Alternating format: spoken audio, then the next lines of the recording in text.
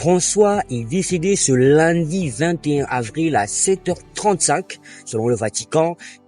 Ses funérailles notamment se tiennent aujourd'hui à la place Saint-Pierre où une cinquantaine de chefs d'État ont été invités à l'événement, notamment le président de la République démocratique du Congo, Félix Tshisekedi, accompagné de son épouse, qui se sont recueillis notamment sur la tombe du pape François. Et donc, le Vatican traverse une période où le siège est vacant. Une question se pose: qui sera le nouveau pape? Et parmi les candidats favoris cités, il y a notamment le cardinal congolais Ambongo. Alors, la question est de savoir, est-ce qu'il peut être le premier pape africain de l'histoire? Rappelons-le, le cardinal Ambongo faisait partie d'un cercle restreint de cardinaux autour du pape. Il était très apprécié par le pape, en privé notamment, au regard des actions politiques qu'il posait dans son pays d'origine, la République démocratique du Congo. Mais en 2024, lorsque l'Église catholique africaine décide de s'opposer au pape, qui avait autorisé la bénédiction des couples homosexuels, parmi les leaders de ce mouvement, il y avait le cardinal Ambongo.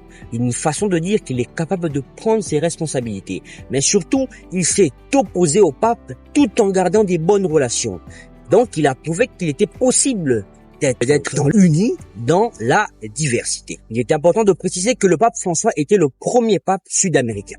Une façon de dire que pourquoi pas que nous ayons aussi le premier pape africain.